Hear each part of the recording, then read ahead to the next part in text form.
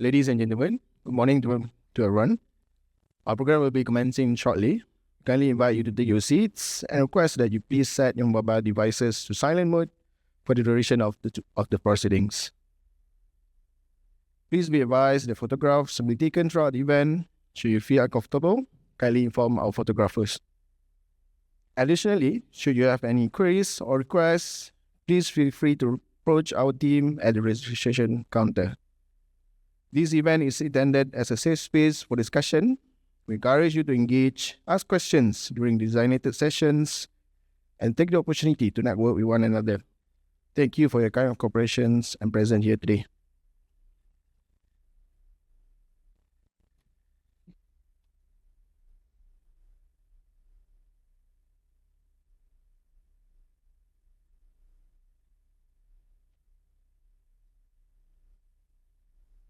Ms. Izzatul Haliza Hashim, Director, Agricultural Capacity Building and Training Divisions, Ministry of Agriculture and Food Security.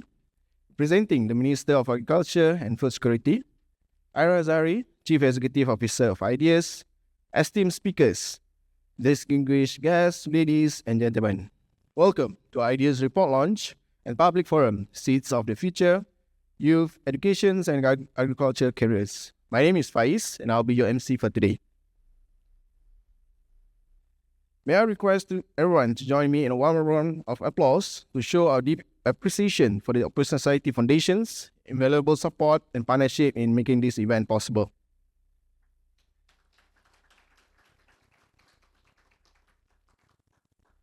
It is a great pleasure to welcome each of you to today's program. Over the course of the event, we'll examine the pathways and perceptions that shape the interests of young Malaysians in agriculture careers. We look forward to a robust exchange of ideas and encourage you to engage actively during our designated Q&A session and networking breaks. Now, it is my pleasure to call upon the CEO of Ideas, Ira Azari, to the stage to deliver her welcome remarks. Ira, the floor is yours.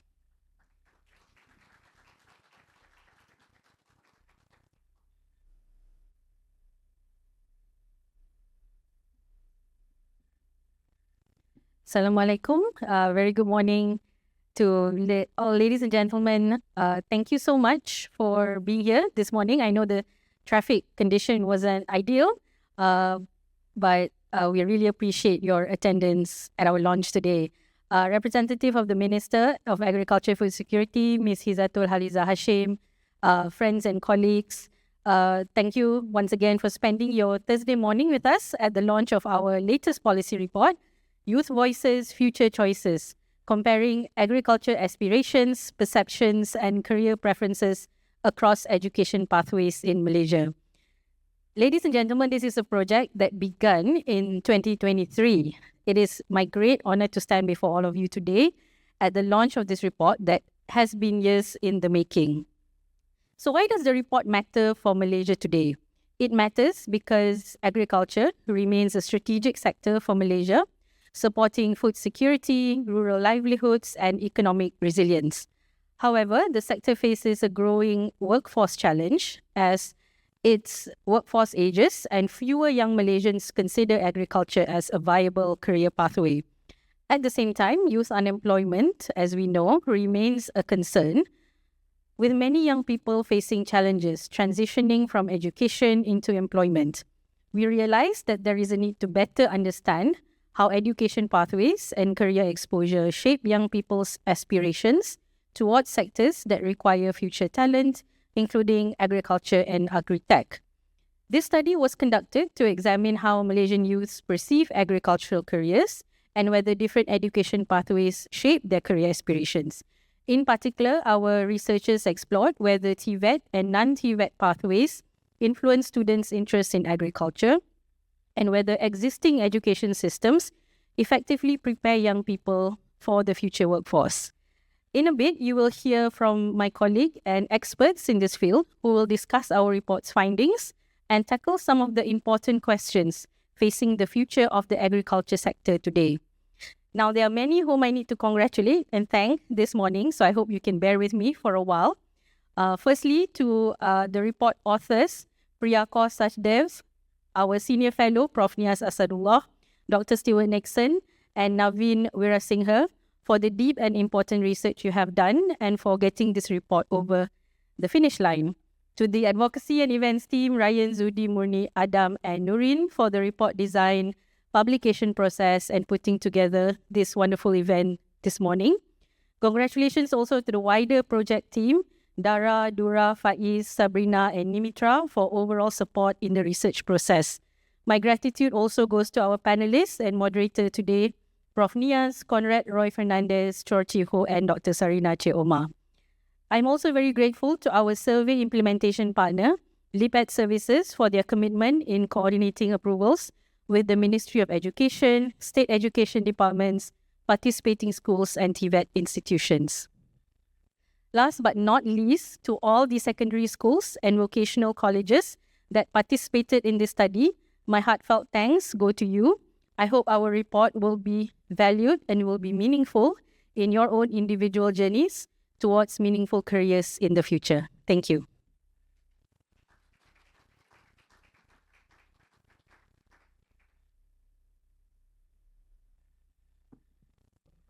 Thank you, Ara, for the insightful remarks. Ladies and gentlemen, moving on to our next agenda, I'd like to invite my colleague, Priyakar Sadaf, Research Executive at Ideas, to present a report, New Voices, Future Choices, Comparing Agriculture Aspirations, Perceptions, and Career Preferences across education pathways in Malaysia. Priya, the floor is yours.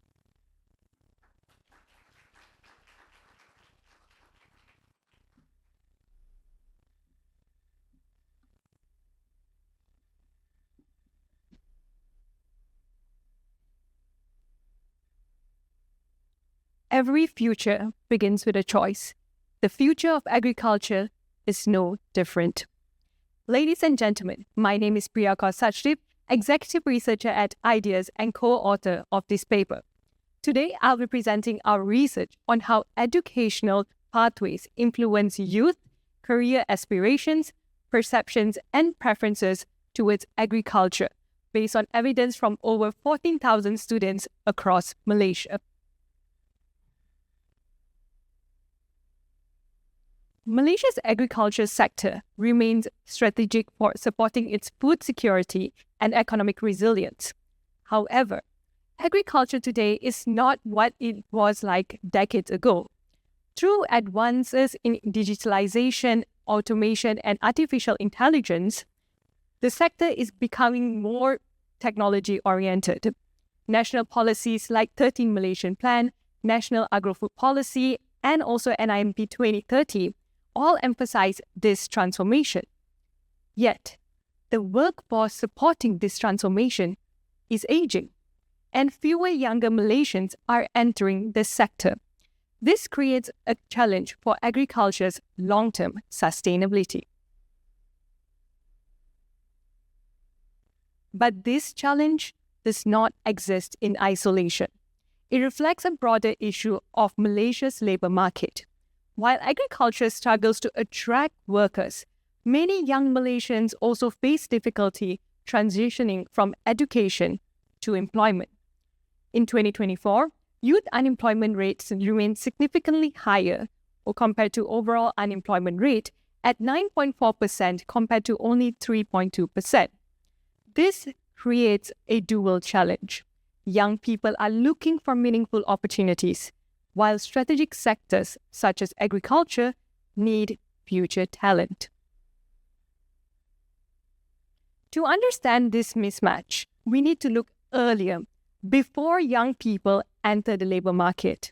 Career decisions do not begin when young people enter the workforce. It begins earlier, particularly during secondary school education, when students choose different educational pathways. In Malaysia, upper secondary school students can generally follow the academic pathway that is through public secondary schools known as Sekolah Menengah Kebangsaan, or the technical and vocational education and training TVET pathway that provides more technical skills. Both of these educational pathways provide different learning experiences and career exposures. This brings us to the key gap that motivated this research.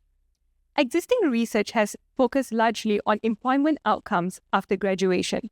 Less is known about how career aspirations are formed before young people enter the workforce. In particular, we know little whether education pathways shape students' perception of agriculture or their willingness to pursue agriculture careers. Understanding this matters because solving agriculture's workforce challenge requires more than technology. It requires young people who see agriculture as a viable career. To understand how education pathways shape agricultural aspirations, this study surveyed students across TVET and non-TVET pathways. The Education to Aspiration Survey collected information on students' career preferences, perceptions of agriculture, and motivations when choosing a future career. We collected responses from 14,305 students across 88 schools. But for our main analysis, we focus on 7,222 Form 4 students from TVET and non-TVET pathways across 12 states to ensure a comparable comparison. The analysis combined descriptive statistics, regression models, and a job choice experiment to understand not only who is interested in agriculture, but what makes agriculture more or less attractive as a career. With this foundation, we can now turn to the key findings and what they reveal about youth choices. The first finding is that education matters. TVET students are more likely to pursue agriculture as an ideal career sector compared to non-TVET students, even after controlling for demographic, socioeconomic, and parental factors, where 13.1 TVET students selected agriculture as an ideal choice compared to only 7.4 among non-TVET students.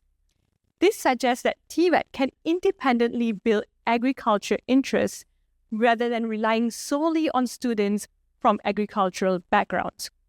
However, there are gaps. TVET students are no more likely to prefer agri-tech careers, suggesting that current pathways are supporting traditional farming rather than future-oriented agriculture 4.0 careers.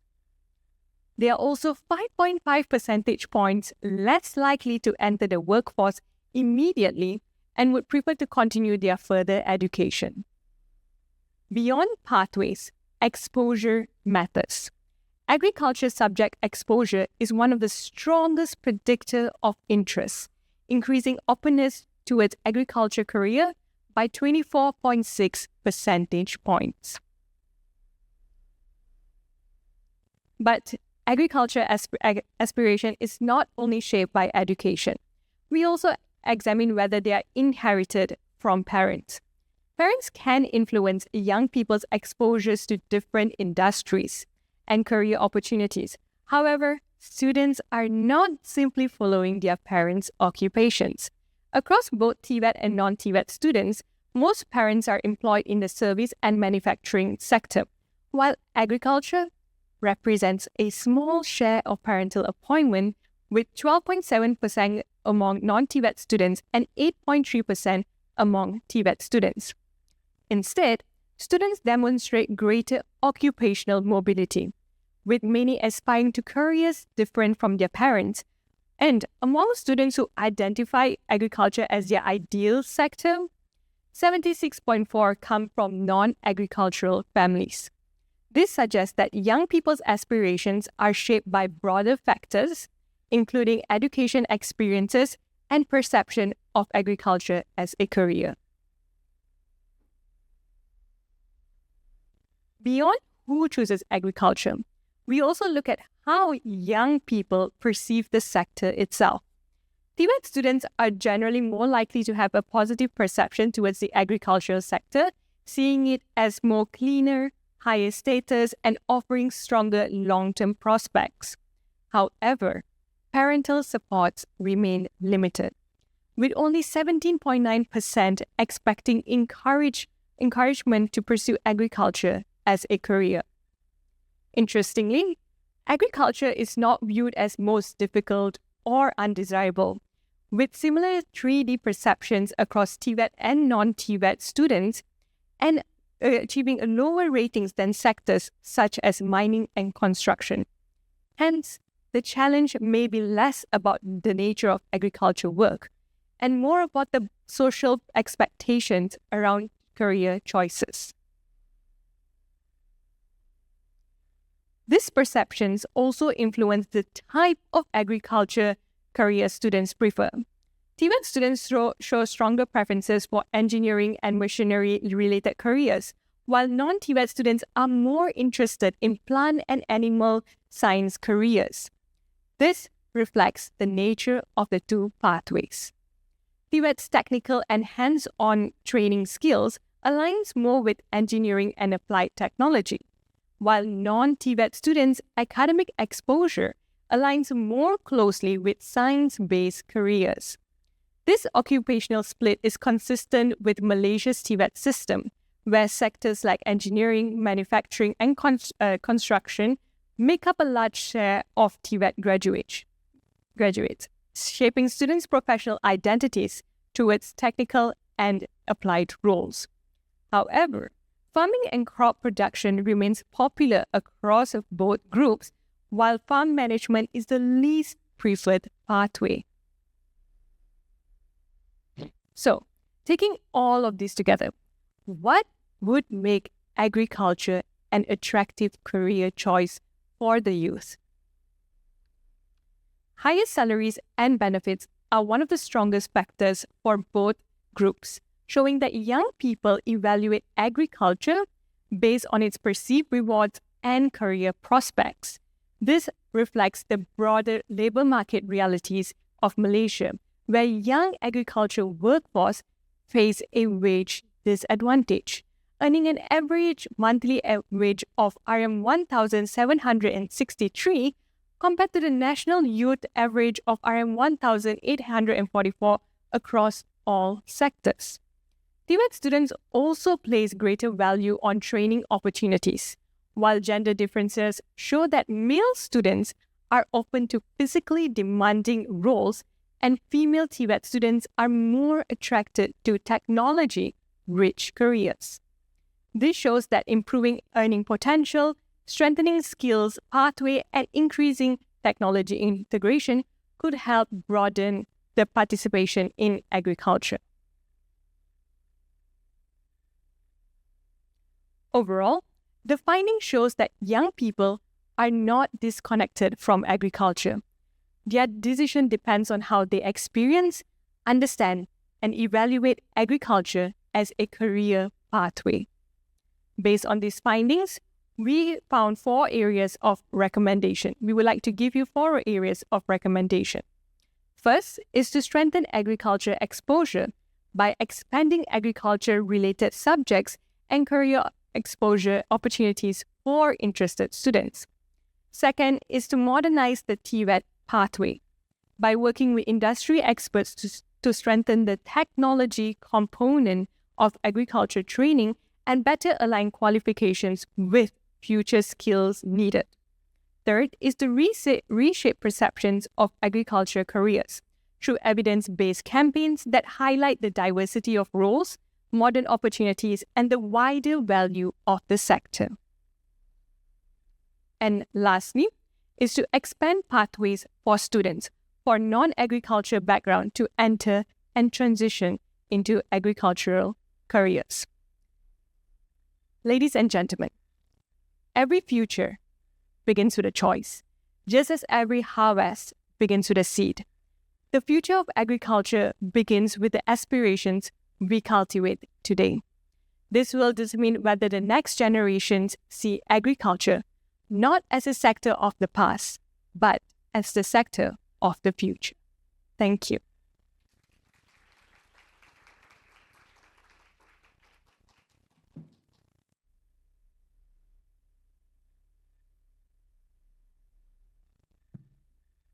Thank you, Priya, for the presentation. Please remain on stage for a photo session. We'd like to invite Ira Zari, Dr. Stuart Nixon, and Prof. Nias Asadullah to the stage as well.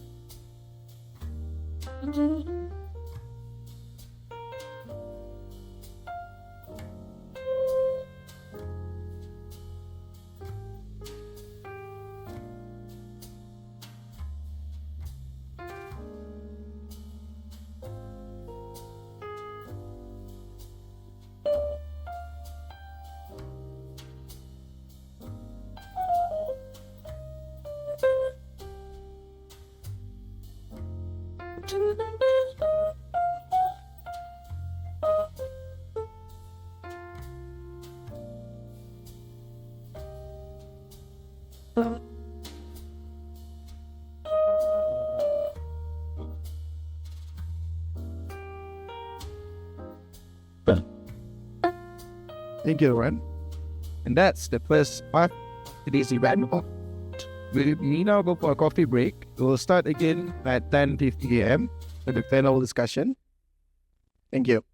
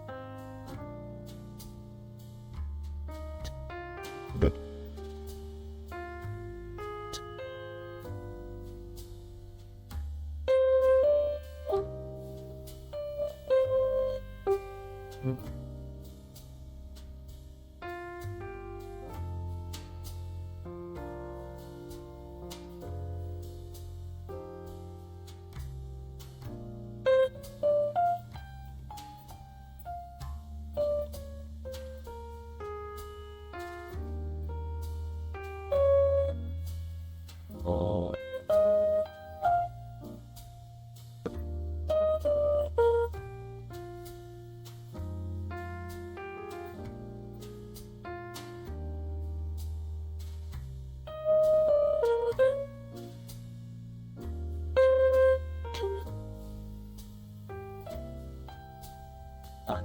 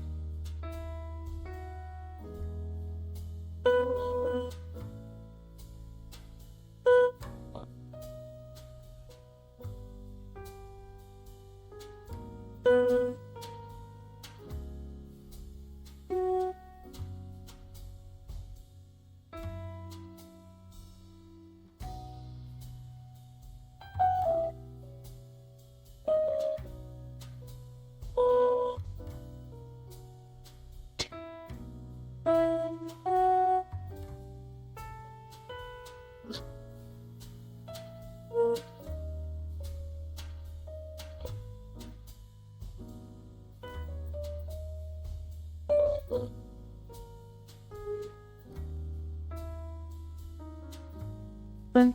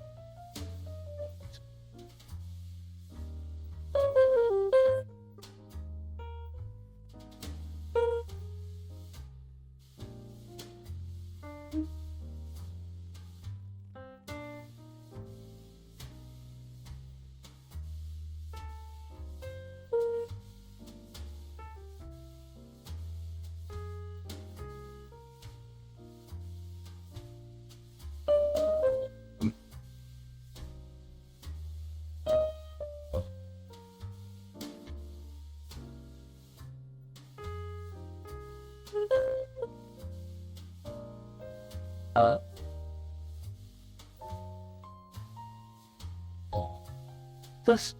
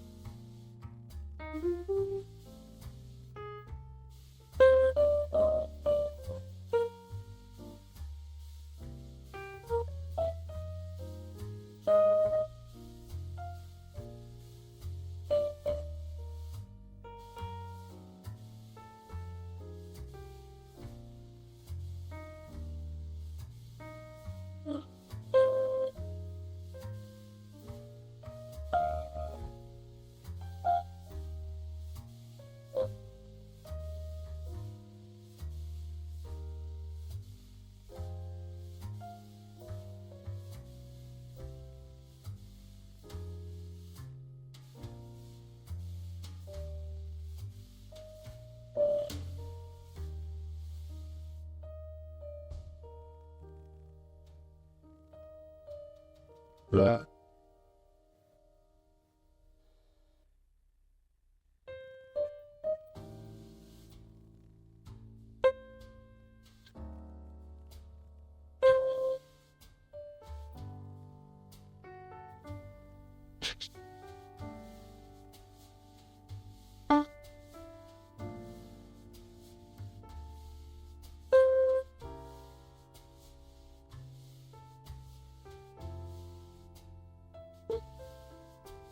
So?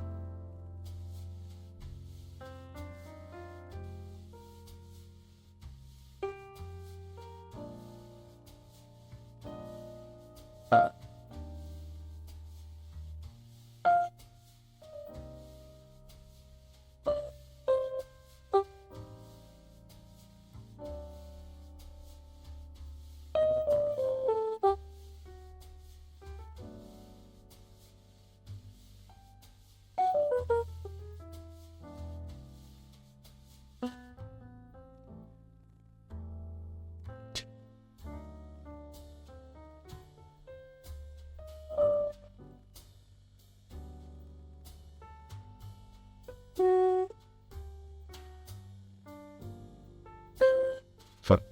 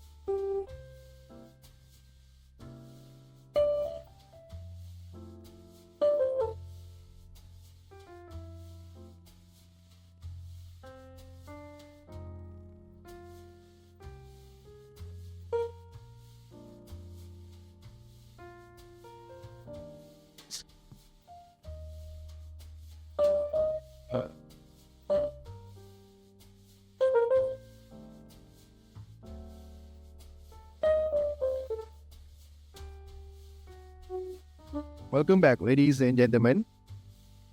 To start with our panel discussion, I would like to invite the moderator, Dr. Sarina Sheikh Omar, CEO of the NB Research Institute, and our panelists, Prof. Nias Asadullah, Ideas Senior Fellow and co-author of the report, Conrad Roy Fernandez, Deputy Managing Director of NIPAD Services, and Cho Chi Ho, CEO of Carbotech, to take their stage on stage.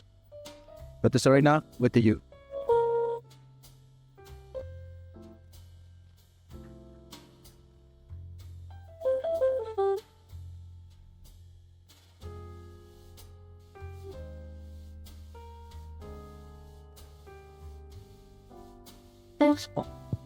Test. Okay, hello. Very good morning. It's very bright. Nice to be here. I first would like to say congratulations to Ideas on this report. I mean, I absolutely love it. As a researcher, 7,000 students across the whole state. That is valuable, really valuable information. And, congrats to the team. So today we have 3 people with us. I'm going to first quickly introduce myself. I'm Serena from PMD Research Institute. I am a researcher in agriculture and I've been in there for about 10 to 15 years and a good friend of Ideas. And it's so nice to be here. Thank you guys for the invitation. Okay, I would like to introduce the panelists. So beside me is Prof. Nias. As you guys know, he is one of the co-authors of this report. He is the Senior Fellow at Ideas, also Southeast Asia Cluster Lead of the Global Labour Organization, and a visiting professor at University of Reading. Now, reason why we have him here, and I think it's very important for everyone to appreciate why each of them are here. Prof. Nias is going to bring the perspective of the findings that we have today and his knowledge in policy research. So that's Prof. Nias. We have Conrad Roy Fernandez. I just found out 16 years at NIPAD and 2 years as a Deputy Managing Director. Now, Conrad has a lot of experience in the delivery of education, right? So he's been there on the ground in trying to make Malaysia's education system better.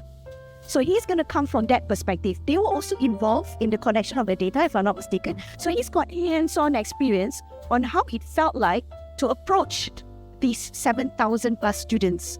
So that's his perspective. And of course, Mr. Chiho, the CEO of Carbotech. Again, I've heard a lot about Carbotech. You can give people a bit of an introduction.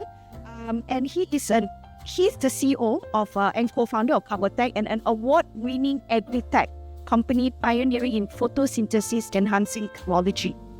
He's going to bring in the perspective of the industry. Right? He's going to tell us whether, how does it work with DBET graduates? Is it something that is meeting their needs? So as you can see, the lineup is really very valuable. And panelists, I would like to invite you to be just casual. In fact, I will have questions to each one of you, but if you want to add on, if you want to agree and top off, please go ahead. Or more than welcome to. Okay, so let's start. We're going to first go around. Okay, we're going to have a general question to the panelists. Now, before we talk about solutions, right? Before we talk about how you think we should do better in the agriculture industry, get students to like agriculture, what do you think is the biggest reason young Malaysians hesitate to do agriculture as a profession? Because I'm looking at Prof. Nias, I would like to invite Prof. Nias to give it a shot. Prof, over to you. Thank you, Serena. So I would like to start with where Priya ended. And if we reflect on the report's findings, there isn't a single factor that we can, highlight which is responsible for the current low level of youth participation in Malaysian agriculture. Rather, the report's findings suggest that it's a combination of educational experience, family influence, and perception, which all together decides who is entering agriculture. So to start with educational experience, you would remember headline finding from the report, where you study matters, whether it's TVET stream or general stream. The second takeaway, which is related, is what is it that you study? So it turns out that if you take courses related to agriculture, that has a bearing on how you perceive choices when it comes to employment in agriculture. And we will elaborate where the gaps are in terms of opportunities to study agriculture-related courses, regardless of the stream that you choose for your education. Now, the other aspect that is related to the role of family is that apparently there isn't enough encouragement from parents when it comes to thinking about agriculture. One headline finding is that less than 1/5 students in our study indicates that there is enough parental encouragement or support. Now, then beyond that, there is also a challenge related to how agriculture is perceived, whether it's perceived by the majority as a sector that offers you professional choices that are futuristic, like pro-technology and so on and so forth.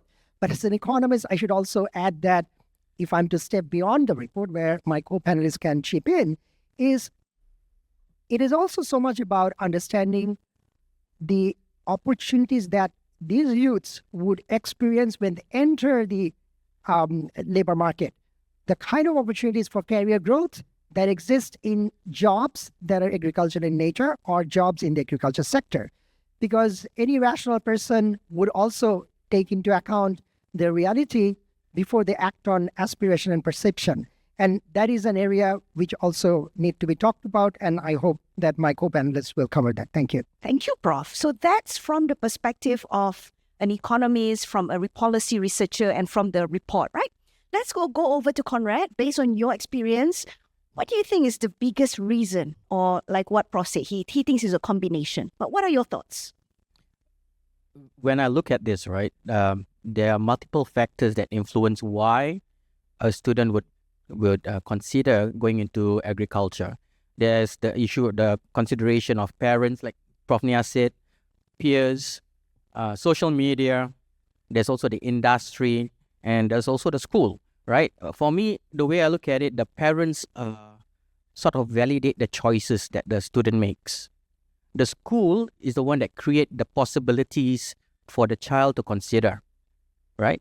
And for the peers as well as social media, they sort of like provide what is the most attractive and current trends available that will attract them, right? And the industry sort of like reaffirms if this career is something that is credible and achievable, right? So that is how I see the influential factors that influence a student to decide whether they want to pursue agriculture or not.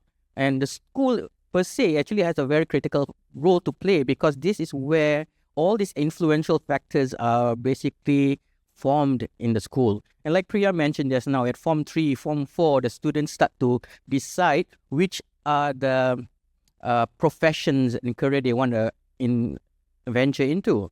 And they start streaming, right? If you want to become a doctor, pure sciences. You become a finance accountant, you go into commerce. So that streaming already happens. And the parents itself will start to validate their choices for the very reason they want to make sure that their safety, there's job security, it's good working conditions, there's career progressions, all of that the parent would think of, right? And apart from that, what I wanted to add also is this element of geographical location that also influences what the student will choose. And I have this experience, right? We had a project we did for an oil and gas company, and we had two schools, one in Terengganu and one in Malacca. And the school in Terengganu, the school was located quite close to the operations of the oil and gas company. So naturally, we asked them, what actually do you want to do when you grow up? What are your career aspirations? And the top 3 or 4 was like, I want to become a teacher, I want to become an engineer, I want to become a welder, a technician, and even a fisherman. And realistic, right? Because it's by the sea, they're by the operations, is that what they see? And then the second school we talked to was in Malacca. So we asked the same question. And this one, they said, the top 3 was, I want to become a teacher, I want to become a fireman, and I want to become an army, join the army. So I was perplexed, no? How come? So when you step out of the school, you go out and you see just down the road, there's a fire station. And within the vicinity, there's an army camp.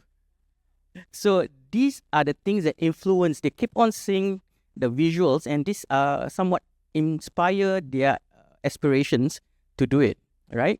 But the more interesting thing is that when we took the students and we took them to the oil and gas facility, we did the site visits, we showed them the oil and gas, probably they thought it was the interpretation was that it's the person that sits behind the counter at the gas station, oil and gas, right? But when we took them and we showed them what does this oil and gas company do, and then when we did a N-line review, what are your aspirations now?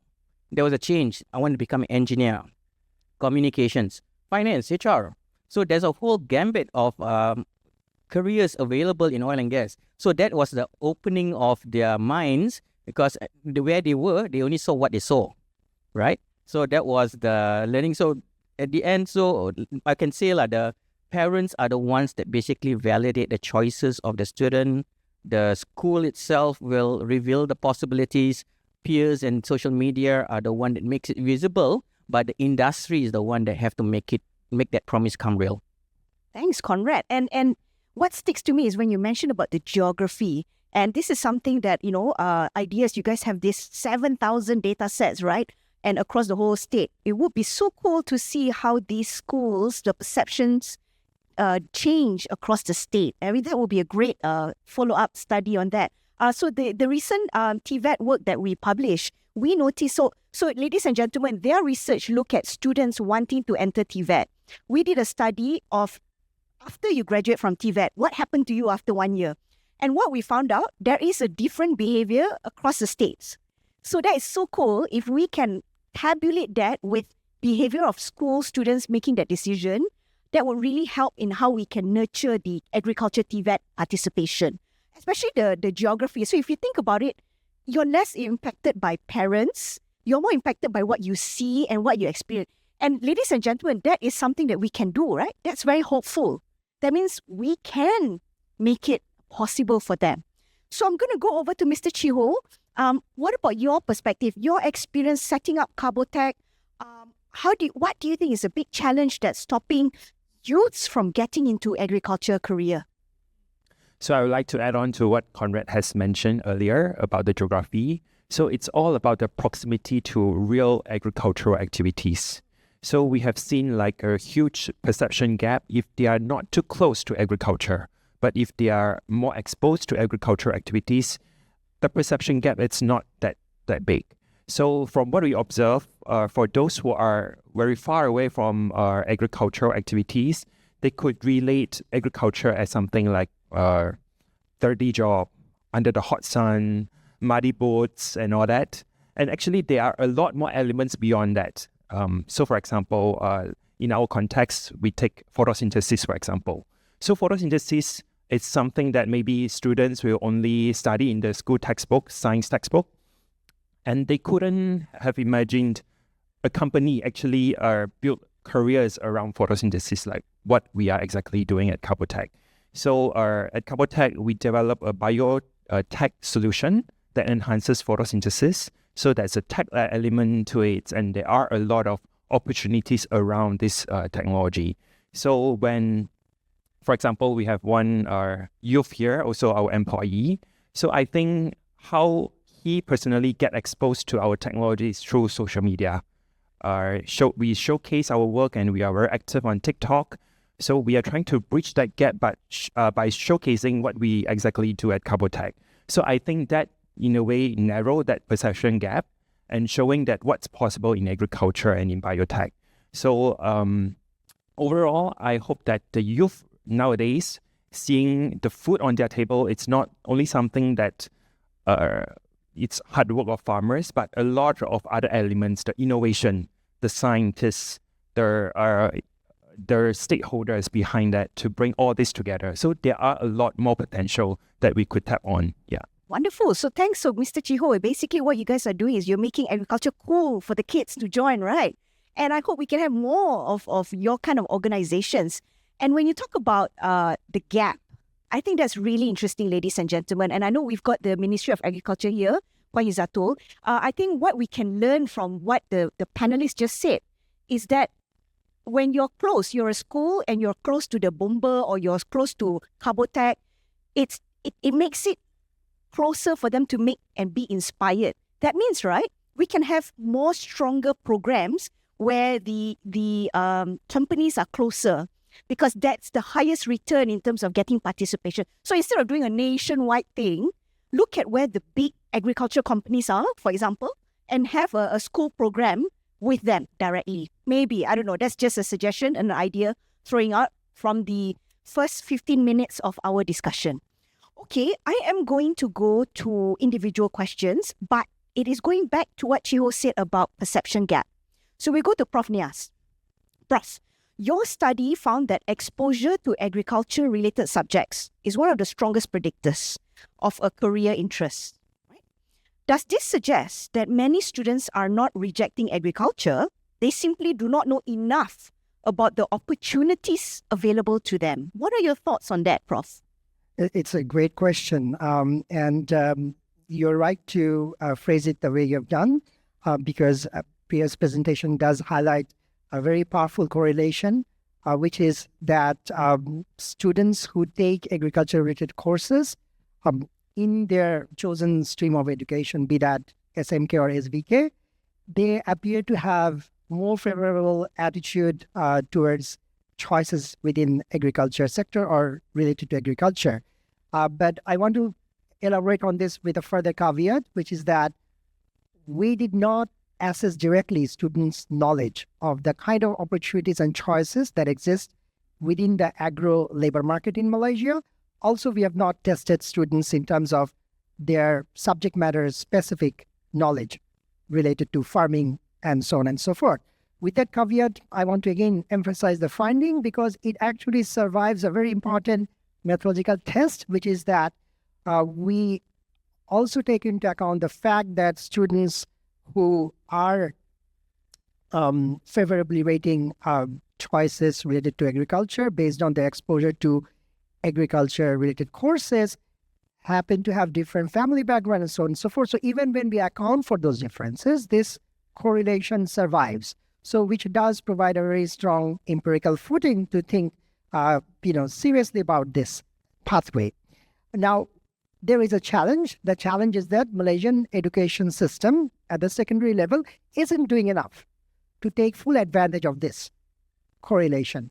And the reason being that regardless of SVK or SMK, a very small proportion of students actually take agriculture-related courses, i.e., in terms of school-level exposure through pedagogy, there is a lot of room for improvement. To give you an example, the highest exposure to agriculture-related courses actually paradoxically happens to be in SMK.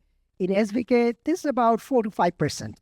And also when we think of, and this is Form 4, when we take a step back and focus on Form 3 before they make education path choices, that is less than 1%.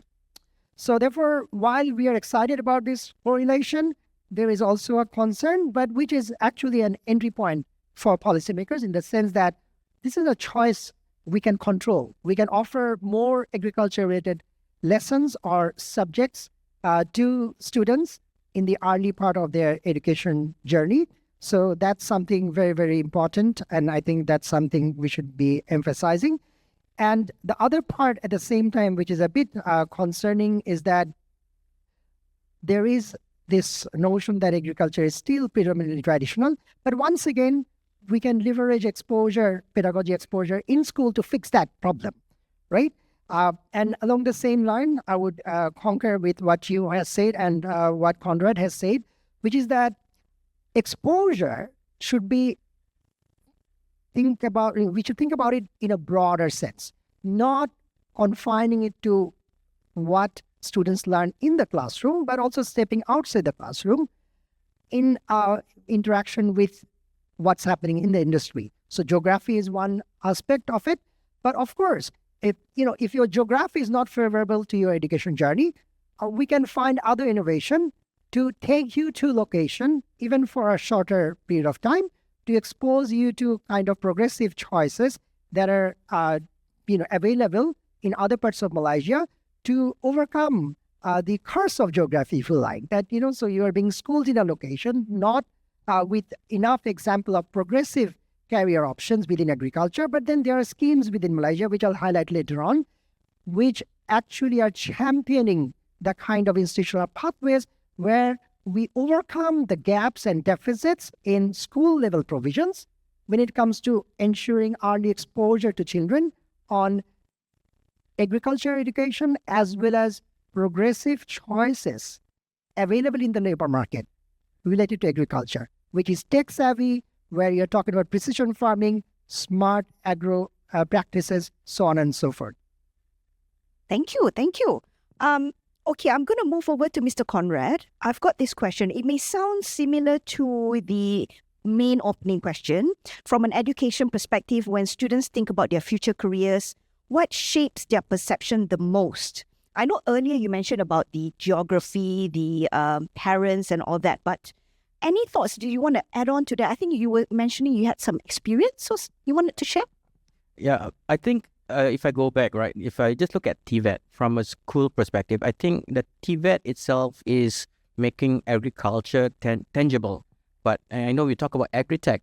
The agri-tech component is still not very visible. And I look at it this way. In schools, if you look at pertanian, what's the visual that you would see in the book? You would see a kerbau and then the man, That's right. That's the visual, a very traditional view, but we do not bring into play the elements of like robotics, drone management, or even sensors and whatnot. That's an interesting point. Isn't it? Yeah, so it's a very visual thing. So the implication is that the students have a perception of what agriculture is. And so when talking, leading on from what Prof. Nia said, in our programs that we do in our school, we would like it to be project-based learning. It's very experiential kind of approach. So we have two schools right now. We have one school in Bentong, right? It's a primary school. And they are working together with one of the foundations on agriculture, specifically on hydroponics. So these young children are learning from A to Z about planting, growing, fertilizing, harvesting, and all that in the school, right? And it's already starting to, it's creating the interest in agriculture. Then we have another school in Perlis. This school is one of our trust schools, right? We worked with them. This is very unique. They just won the AIA Healthier School Program in terms of innovation, in terms of what they're doing to improve mental health and well-being, right? And what they did was they have special education needs children who are spending time growing their famous harum manis mangoes. So they learn from A to Z how to grow, how to harvest, how to fertilize, even to the point of creating their own compost from the school.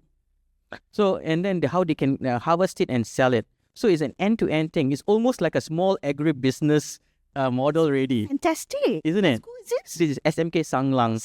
Sangrang. So it's a very incredible thing. But we've already created this. They already embedded inside this child interest in education, in agriculture.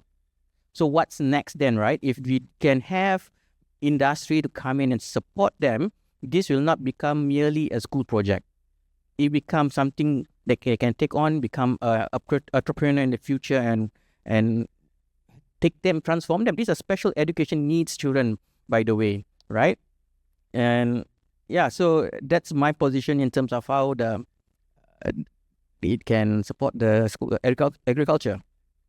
I want to top up a bit because I get excited when I hear harum manis. How do we get more companies to do that? I mean, that sounds like such a great program. How can we? Because it's easy to say, private sector should come in and get involved. It's so easy to say it, right? But how can we create an environment that encourages private sector to naturally come in and do it? Any thoughts on that? Yeah, again, right? I have one school in Bentong actually, right? This is so interesting. The students they have in all their parents are in orchards, durian orchards, right? And the thing is, they have lack of interest in education because they know at the end of Form 5 when they get their SPM cert at pass level, they have a business to run, right? So their mathematics is awesome, but their language is not so great. But the thing is, how for me, if we can get those kind of big players in the orchards, right, to come in to get the school to learn how to experience running an orchard, planting, that would be good. Thank you. Over to Mr. Chiho. You lead a technology-driven agriculture company. when you meet students or the younger people in the early career, how different is their perception of agriculture compared to what actually happens in modern agri-tech company? Basically, what actually happens in Carbotech? When you first approach them, what's their impression, and how do you think that has changed when they joined you guys?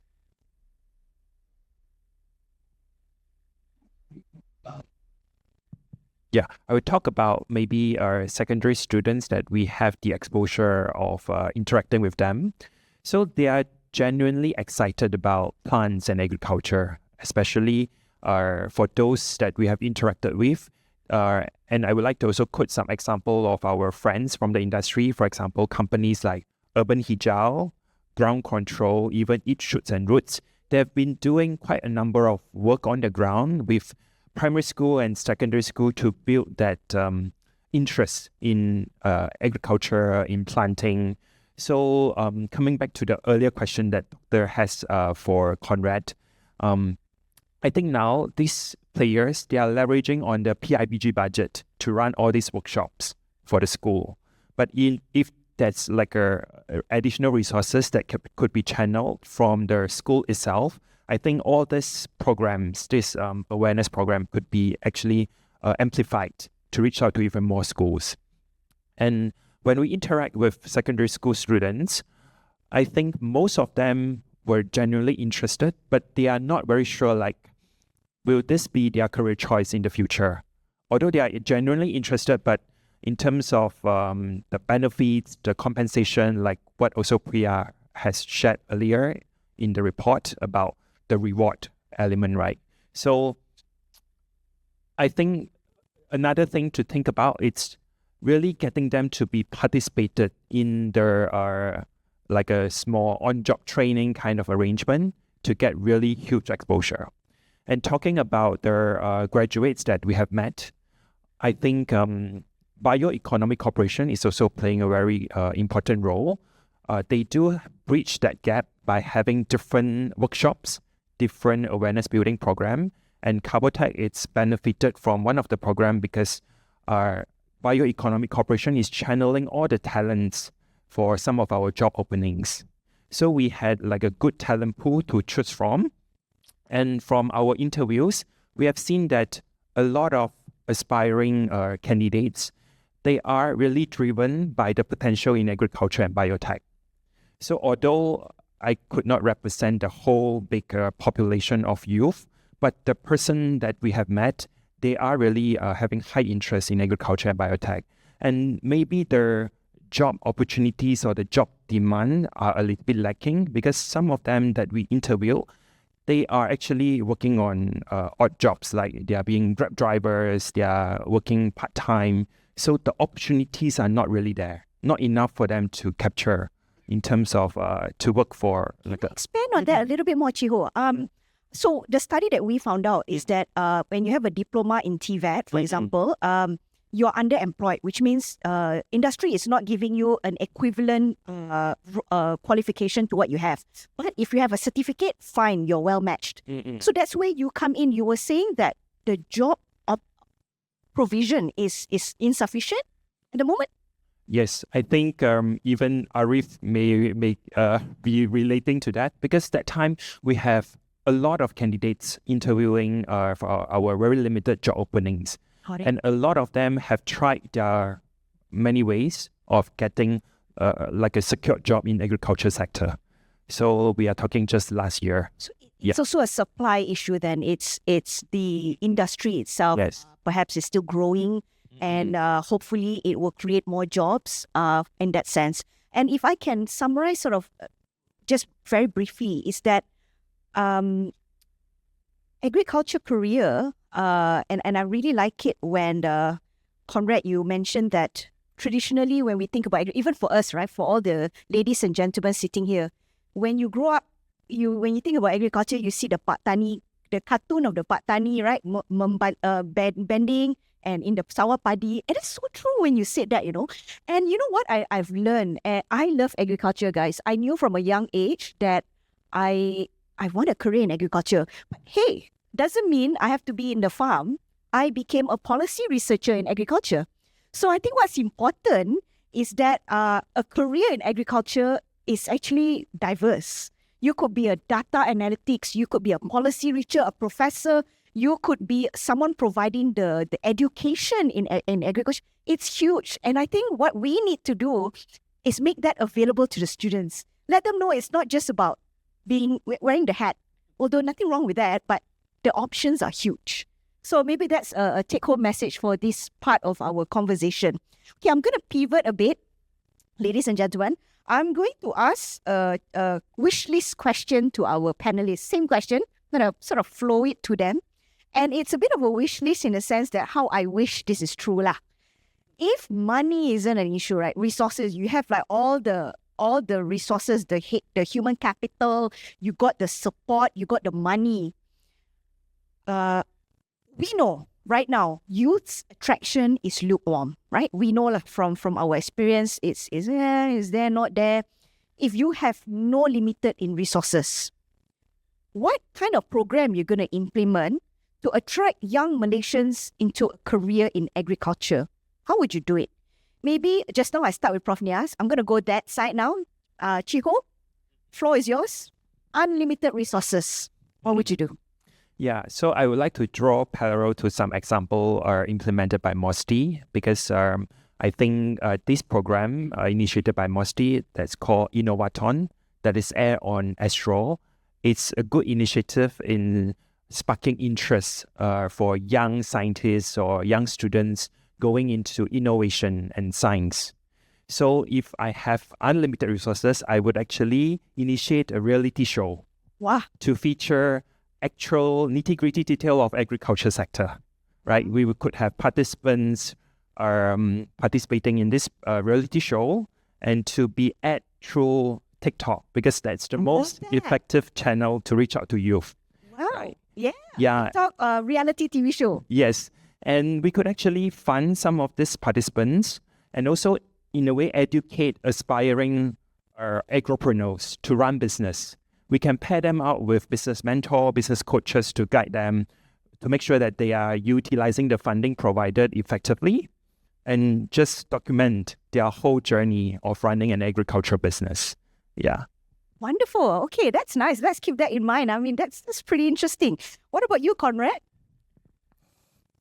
I'm going to be a bit aspirational. I want to make a change, right? So I was thinking more of having a national agriculture talent pipeline. Right. So one thing that I'm hearing is the students come out, they're interested, they don't know what to do, what is the progression and all that. So the intent is that if we have this national agriculture talent pipeline, right, it really can help any young people who experience agriculture will know a pathway to education and subsequently to employment or entrepreneurship. Right. That is because right now there's a lot of programs. You have TVET programs, you have university, we have, what else do we have? We have TVET programs, university pathways, industry training, we have support for young agripreneurs. It's all there, but it's a bit segmented. There's no one connecting the dots. So if I am somebody who's young, who's interested, I would like to ask the question then, if I have so much interest, what do I need to study next? What is the qualification that's required from me? What is the jobs that's available for me? What is the progression that I have in front of me? Then when it's clear, I know this is something that I can really invest my time in it, right? So if I want to do that, what is this national pipeline should look like? Talent pipeline is that at the very beginning, you start with the experiential, like what we said with Dr. Prof. Nias. Learning in school must be experiential. Examples like in the schools doing projects with the hydroponics, we're doing agri-tech labs or school visits, industry visits done at school. This will really pull out interest in among the students, right? So if there's experiential, the next one is what is the pathway? There must be a connection between the schools and the TVET and the universities and employers, right? How do you help them? Because that's the same questions lah. If I'm so interested already, am I going to gain from it? Where am I going to go? Is there what's the competitive income that I can get here? Is it worth my time? And is it worth spending from a long-term career perspective? And lastly is the pathway lah. It's the opportunity, the E, P, and O. Opportunity talking about once you come out from a diploma, you have paid internships, you have scholarships, you have apprenticeship programs, which basically bridges the student to going into real employment and landing into a firm career, right? So I think the pathway should be that I want to have a place where a student can understand from a classroom where can he go to in terms of qualification, from qualification to employment, and from employment to a long-term career. Got it. Thank you, Conrad. And what about you, Prof? What's your... I wouldn't single out one particular measure. I actually liked everything my co-panelists have mentioned. I love the reality show idea and what Conrad has talked about, talent pipeline, building it. So I would actually consolidate all of that to spend the money to develop a robust exposure ecosystem, which would ensure that students have exposure to the kind of professional choices that are being available in the coming years, regardless of what they study, regardless of where they study, and regardless of at what point they are in their education journey. So if I'm to elaborate, you already have heard from the presentation that thinking about agriculture starts not just at Form 4, actually two-fifths of our respondents do have openness to agriculture, even when they're in Form 3. And yet, they are not exposed pedagogically to courses related to agriculture. Less than 1% of our Form 3 students responded to this. So therefore, that can be an important entry point. And I would like to think differently about this, that it should not be really about what you are taught in the classroom. Exactly what Chiho has said, reality show. Everyone gets to see this, regardless of what courses you take in the classroom, right? And again, if you create opportunities for school visits to farms and so on and so forth, that is again an opportunity pathway for students, regardless of what specific courses that they choose in their respective stream, be that TVET, be that SMK, and so on and so forth. The second component of this, what I call robust ecosystem exposure ecosystem, is actually to also invest in initiatives that create a bridge between education and industry. And that's something Conrad has pointed out. So essentially, you can think of internship, mentoring with agro-businesses so that students can see real career pathways rather than abstract possibilities.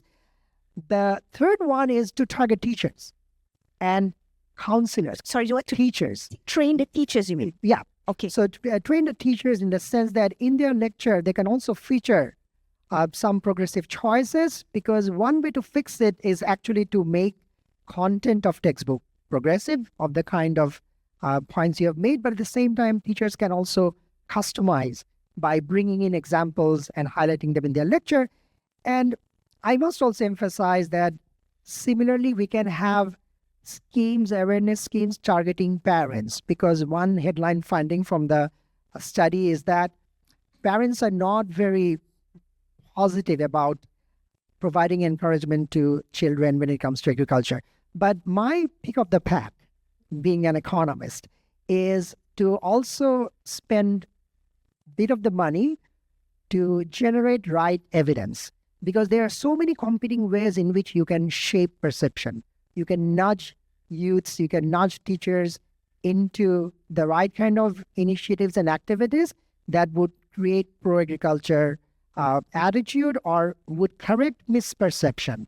But if we don't have our choice of the intervention guided by evidence, we may be spending money on ideas that are not as effective. So therefore, this is something I want to emphasize, and this report is itself an example. Your study itself is an example that we should set aside money to develop and design the development of robust campaign to nudge choices early on in the education journey. Thank you. Excellent. So, ladies and gentlemen, if you heard that, it's from a reality show to very aspirational program, national pipeline, to empowering and strengthening the teachers, as well as nudging. I like that. So economies like that. It's sort of nudging people to behave in a certain way. Get that? Appreciate that. So that's very interesting. Thank you for your answers. Now, in the looking at the time, we won't have time to go through all our wonderful questions. I'm gonna see. Can I see the organizer? Where's the organizer? We have Q&A, right, for 15 to 20 minutes. So I've got one more round of questions. Then we will go to the question and answer. But I've got one to Chiho that I kind of really want to ask. Can you share examples of non-traditional talent that has become critical to your business? That means it's like you didn't think that would be very valuable. Suddenly in Kabutat, you're like, oh my God, that's such an important talent. Do you want to share a little bit on that? Mm-hmm. So talking about agricultural educational background, I was from a totally different educational background. I was an aircraft maintenance engineer by training and worked in the aviation industry for 15 years before I pivoted into agriculture. So from my personal experience, I feel that engineering logics somewhat are transferable even in agriculture, especially when we are dealing with biotech. And a lot of our employees at Carbotech, they may not have their TVET or very agricultural kind of base of education, but they have exposure in biotech, in nanotechnology, in other engineering domain. And all these different skill sets somewhat complement our work as a team. So I thought this is very interesting. And in fact, in Carbotech, all of our 3 founders, all of us are from the engineering background and none of us in agriculture. That's interesting. That means, I'm not saying UPM is bad. UPM is fantastic. I'm just saying that in our mind, you don't need to have a degree in UPM, in pertanian, in order to have a career in pertanian, right? It's a wide-ranging thing. You can be in engineering, you can be in mathematics or science, and still have a career in agriculture. Exactly. That's your message, right? Exactly. And we have met a lot of agribusinesses operators. Yeah. They are not from the agricultural education background as well. So I guess, ladies and gentlemen, this is something that we should take home, that our traditional mindset that you instead of also encouraging people to be in that pathway, that education pathway of agriculture, you can also tap into the talent of non-agriculture to come in. And another thing that I want to share with you, ladies and gentlemen, is that Malaysia, as we become a developed country, we have a lot of people, for example, living in KL, they were a lawyer for 10 years or accountant, and then they want to balik kampung and they want to do their farm. Right? So we have these professionals going back into the kampung because they have their land there, and they want to do agriculture. We should tap into that because they are educated, they have that competitive mindset, and yet, we have them to go into, right? So that's another angle that I think we should think about in terms of the pipeline of agriculture. Okay, I'll go to my last one before we open to the audience. It's a closing one too, and I open it up to the panelists. Anyone can start first. I won't choose. In a few sentences, what's the key message you would like to say to young aspiring students who sort of dabbling and thinking, hey, should I go into agriculture? What's your message to them if they're here listening to you right now? What would you tell them? Anyone? Okay, I'll take this first. Right. First, I guess the main message is do not judge agriculture based on what it was in the past. That mindset of the person sitting on the kerbau membajak sawah, right? That is a thing of the past. But today, agriculture sits at the intersection of technology, business, science. Talk about sustainability. We talk about national food security, right? So regardless, this is what she was saying. So regardless of your background, you could be engineering, science, researcher, finance, in finance field also. There is a role for you to play in the agriculture sphere because I think it will contribute in a significant way regardless of the role that you have. Thank you.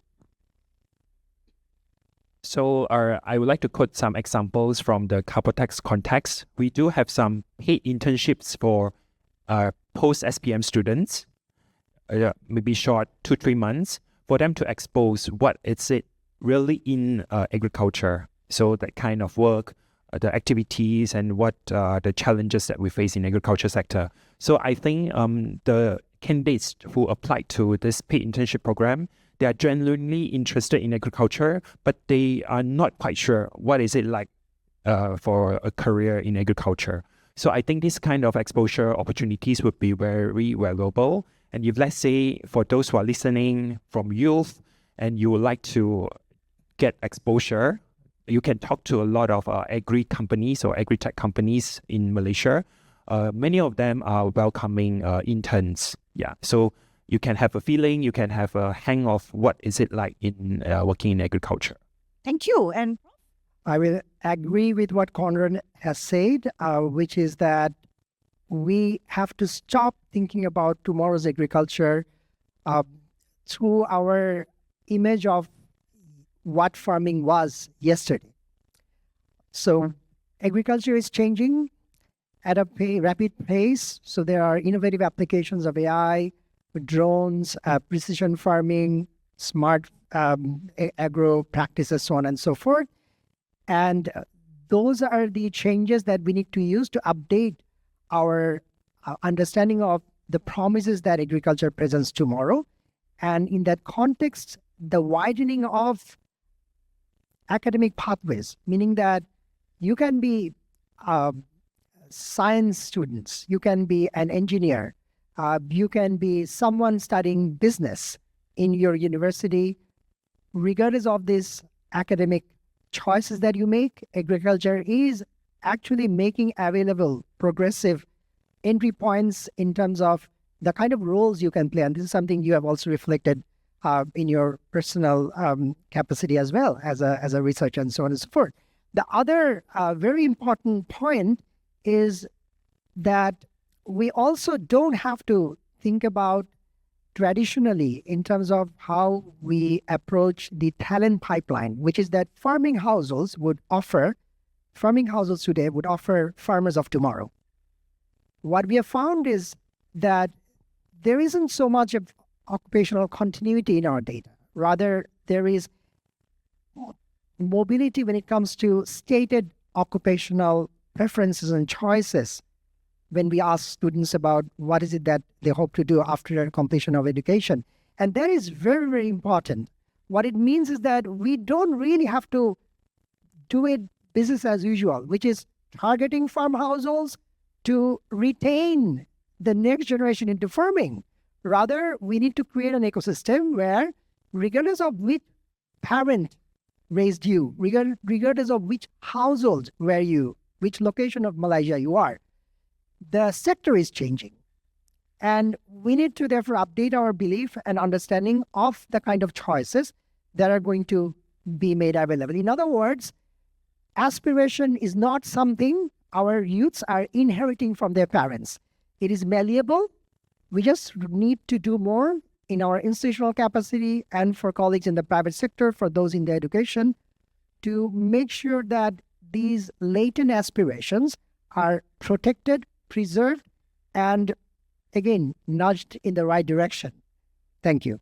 all right, so if I can summarize that, it is kids change your perception, and there's internship in Carbotex, right? So that's the key message here. So thank you very much. Thank you. We open the floor if there's any questions that you would like to ask. Ladies and gentlemen.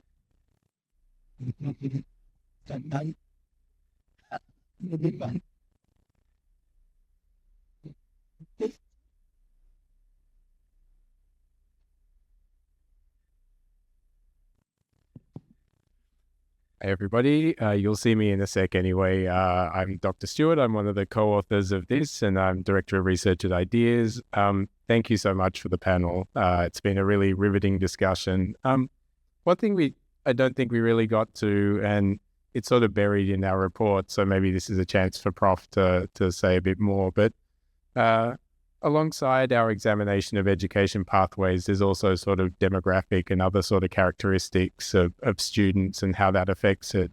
Gender is something that would be really interesting to talk about.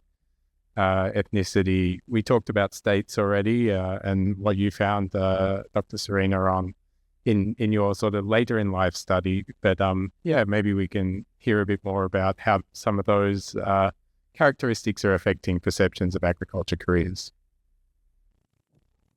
Prof, go ahead. Yeah, so thank you, Stuart. Absolutely. We talk about geography, we didn't talk about gender, right? And the good news is that, a KRI study looked at this, and we also have our own, observation on this. And what we have found is that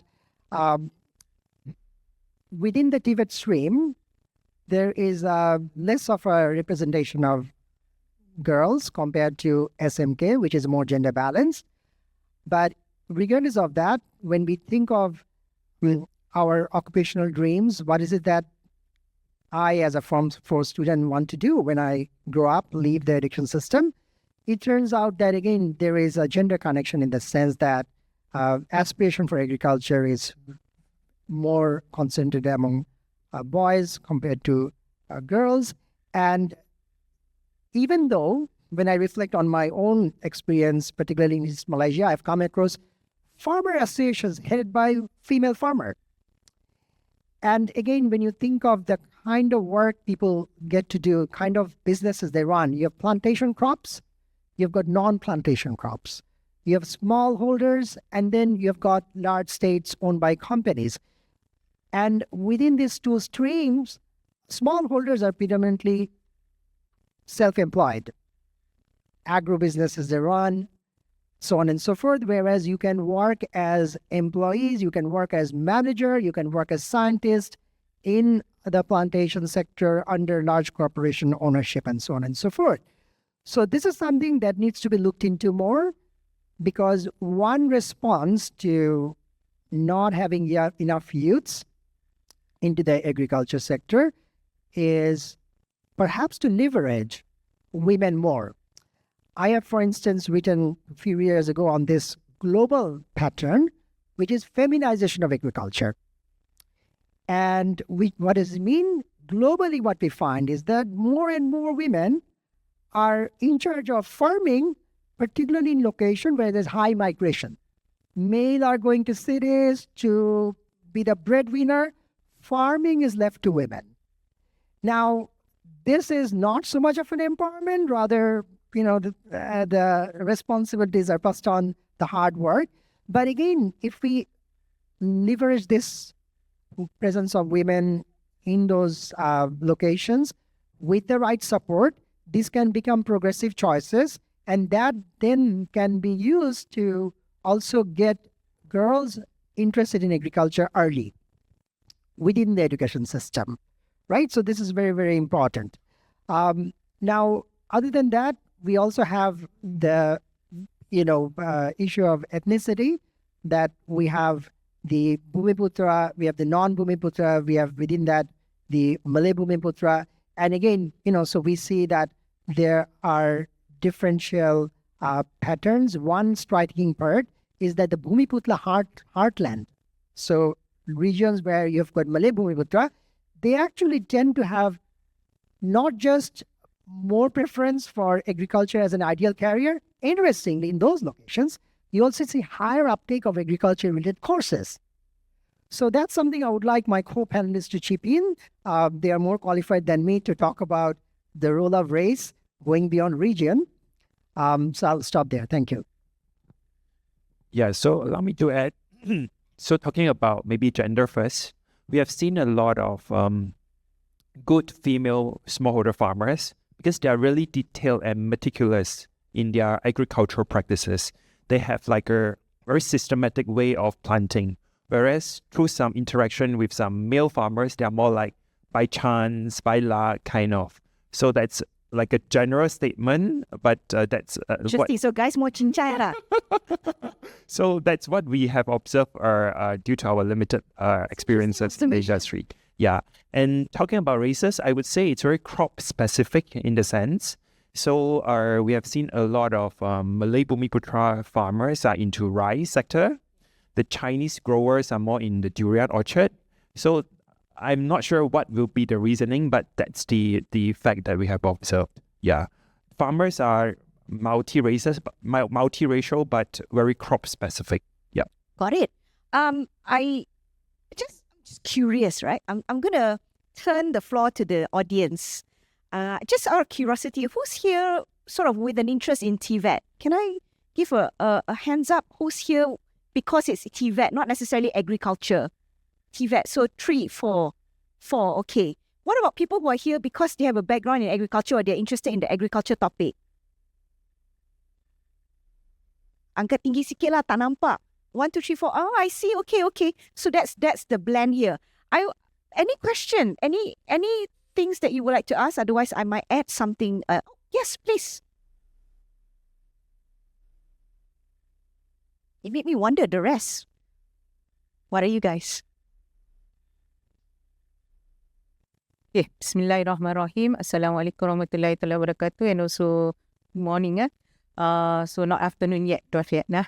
Okay, so I'm Dr. Usaina from Faculty of Education, University Malaya.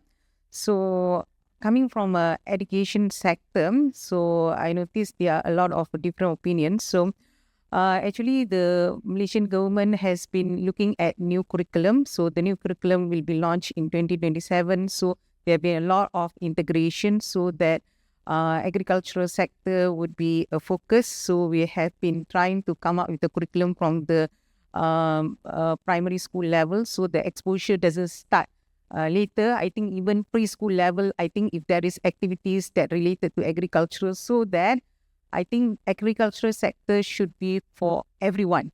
So it's not just for TVET, non-TVET, and also at the later stage. So it is inclusive education. So we also have to figure out how it can fit into indigenous society, and also we have to take into consideration of we have special education children. They have a lot of expertise, so that they have this encouragement from the earlier stage. And I think it is also quite interesting to see that the Malaysian government has been trying to integrate AI and robotics and so on. So I think it is not only one individual sectors, but everyone has to come together so that everybody realizes that it is very important for us to make this awareness, saying that it is not for agricultural sector per se, or it is not just for TVET at the later stage. So if the awareness, especially for parents, comes earlier, and also we have to tackle certain group, especially, for example, I've done some project on entrepreneurship in indigenous community in Sabah. So you have to have exposure to these students at earlier stage, that they can see that it is important for them to involve in agricultural related career, because I think career for them, it is important to see the opportunity, not at later stage. And also the awareness of parents also, I think, because we have this kind of shift that from agricultural sector, we have moved that agriculture is not that important, but we are now coming back to the agriculture sector. So this need to be a national agenda. So the Malaysian government has been looking into this, and also I think we need to explore more research in this area so that we can come together, and also capacity building for teachers, and also I think infrastructure for in all the schools, and also the opportunities for integrating curriculum, and also to not only certain society or certain group. And also I like the idea of female related businesses, because we have Mara for especially Bumi Putra, and also we have a lot of other funding opportunities as well. So I think this is a good area for us to venture together. But I think in this report, I think there are certain aspects that has been addressed. So we would like to see more on other aspects as well. Thank you. I assume that that's a sharing and not a question? Yeah. Thank you. Appreciate that. Just add, Yes. I think I agree. You have to make agriculture sexy. Right? It's just like you got to remove the perception that agriculture is a single profession. and that if you want to become an agriculture, you're a farmer, right? Instead, like if you look in I was reading up, and like in the developed countries like Holland, China, Japan, America, they use agri-tech to really drive their agriculture business, right? And they are using a farmer is just not using modern equipment. They're basically working with plant scientists, engineers, programmers, data analysts, technicians, engineers, all for the sake of trying to figure out how to increase yield, reduce costs. What else they want? They were trying to all kinds of intent to make it interesting. So it's no longer a farmer in Perlis trying to make a living, but it's a very comprehensive ecosystem that requires multidiscipline to make it work, right? And you talk about Orang Asli making the syllabus work for Orang Asli. In our experience, if you work about the Orang Asli, we worked in schools in Jeli and also in Tapa. In Jeli, the tendency was to leave the Orang Asli students across the age group from 13 to 15 in one classroom because they have difficulty coping with the learning, right? So when I said it's not that they are having difficulty because of they come from a different background. What makes them learn is using project-based learning. When we take them to the ground and ask them to learn mathematics and all that through their own, and we have a native person to teach them, they can really learn. Interesting. Yeah, so that was the learning we had in Jeli about the Orang Asli in Jeli. So that's why we apply this experiential learning is very critical, especially for the young ones, like you said lah. That's when it really stirs the interest. Wonderful. Thanks, Conrad, for that sharing. You want to add something here? Yeah, I would just like to add on how to make agriculture cool again, and by quoting some example. So we had an opportunity to collaborate with Dyson Farm in the UK for a small pilot. So when we think about Dyson, it's the fan, the hairdryer, but they are also moving into farming because for them it's all about design, about robotics, about engineering. So they have a huge facility and a huge plot of land dedicated for farming research and development. And they have like a big team of agriculturalists, engineers, robotic engineers working together, multidisciplinary to work on new design and new innovations. So I think that it's an example on how to make agriculture cool again. Thank you. Yep. I'll also jump in. So I want to share one personal encounter with a very innovative female farmer. And I met her in Kelabit Highland in Barrio. And she's one who has been constantly inventing what agriculture means for her. So she's a paddy farmer, but at the same time, she uses her farmland for ecotourism. And she also uses technology to dry pineapple. And I don't know whether you've had pineapple from Barrio. It's unbelievable. It's sweet and sour. And she processes that without sugar, and she exports that to KL using her son as the manager. Son doesn't work on the farmland. And these are exactly the kind of deviant choices and also innovative choices. Deviant in the sense that you're reimagining your role as a farmer. So you're combining entrepreneurship. And therefore, it is also progressive in the sense that you provide choices to your own children to be part of it without pushing them into the traditional component of what farming means to you. So she has a daughter and she has a son, but neither of the two are involved in actual part of growing the crops. And I think these are the kind of choices that can be combined in your reality show proposal, or be that development of content for textbooks, so that people know that this is not fiction. This is reality. And interestingly, these deviations are happening within the existing current generation. So this is possible, this is feasible. And also, I should add, she has used GI to actually better market her products. So those of you, the geographic identifications, there's a scheme Malaysian government has where you can tag your product with the GI option, and then that actually fetches better market value for your product. So that means that, again, getting more out of what you do in agriculture with bit of a help in terms of technology, but also being aware of those help is very, very critical. Thank you. Thank you. On that note, I also hope and wish that your wish lists, all of your wish lists come true. But ladies and gentlemen, can we give a round of applause to the panelists? Thank you. Thank you. Mr. Chiho, Mr. Conrad, Prof. Nias, thank you for sharing with us, and it's a pleasure having you here. Thank you.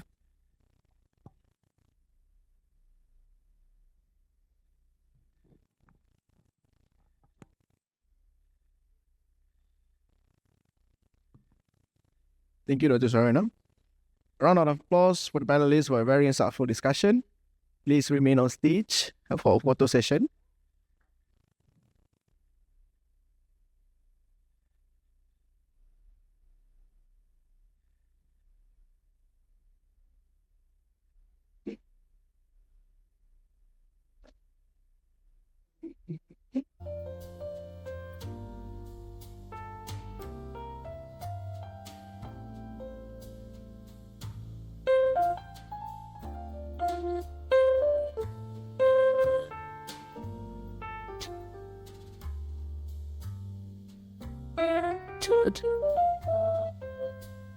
Look.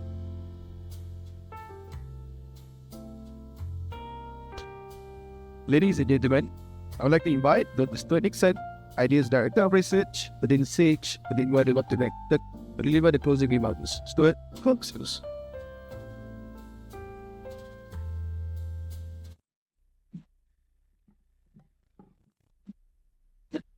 Well, thank you everybody for sticking around, and what a fantastic panel we had, and earlier a brilliant presentation from Priya. I try to do a quick wrap up and an extended round of thanks, and not keep you from the rest of your days.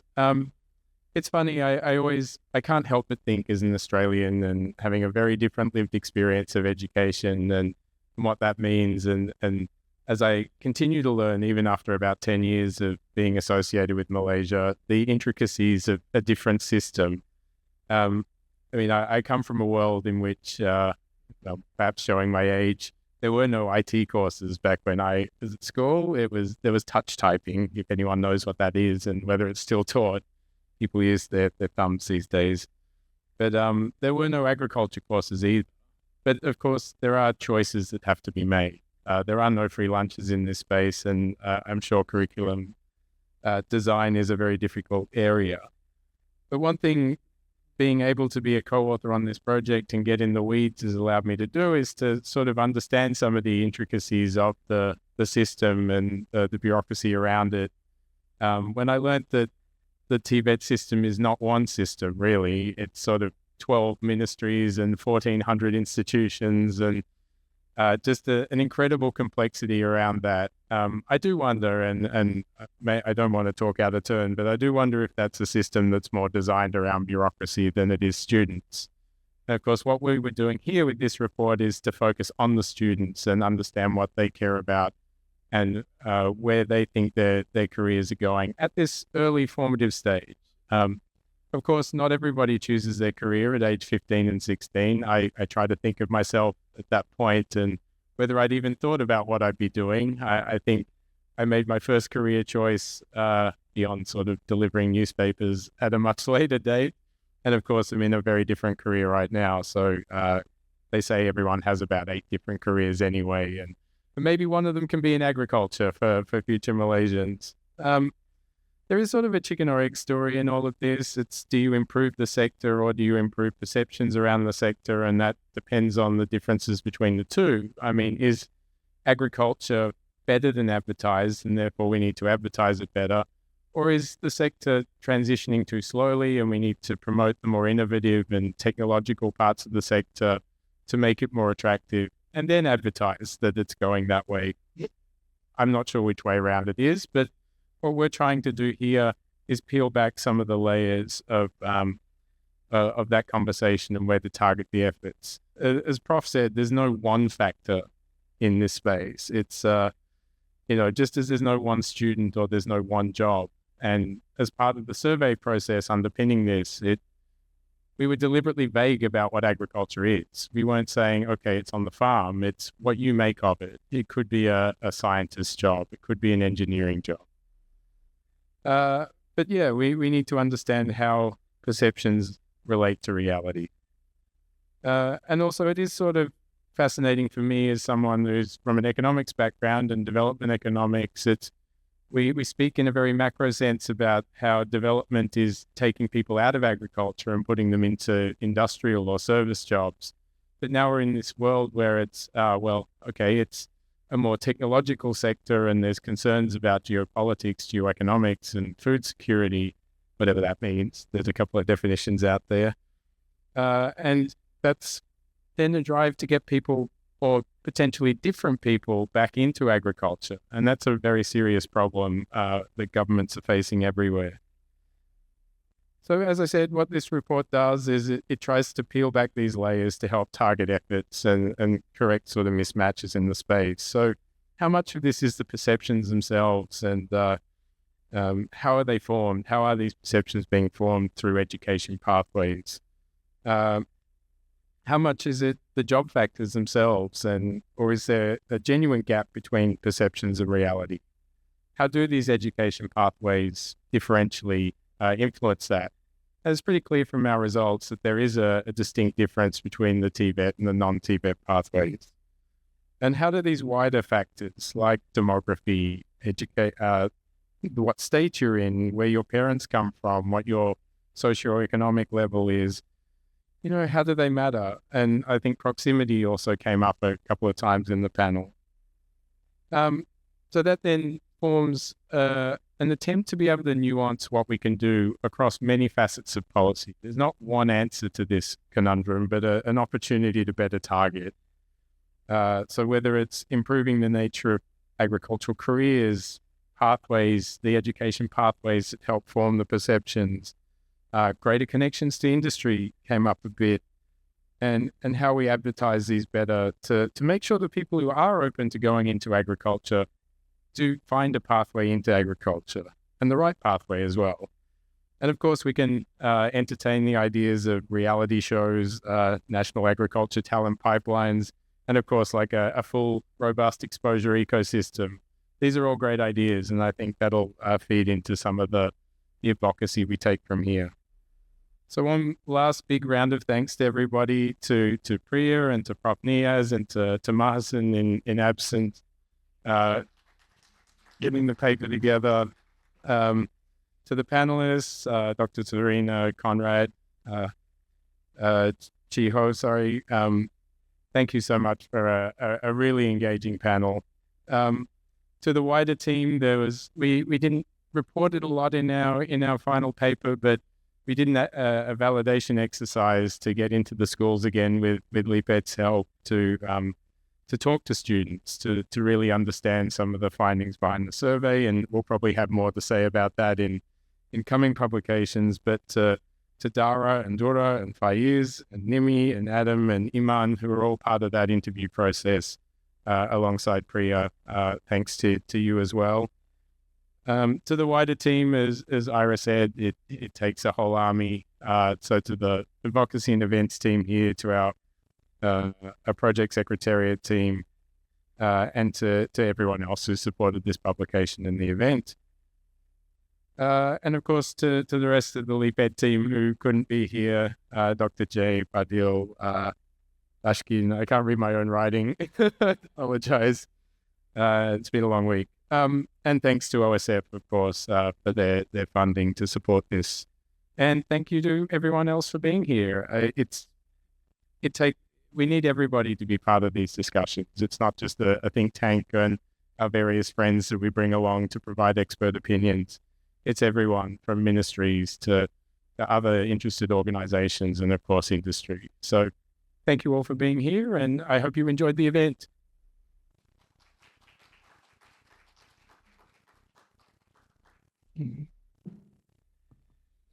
Thank you, Stuart, for the closing remarks. Ladies and gentlemen, today's event is coming to an end. Before that, let's have a final photo session. Can I please have everyone on the left and right side of the wall together at the center of the hall and bring along a copy of the report? Thank you.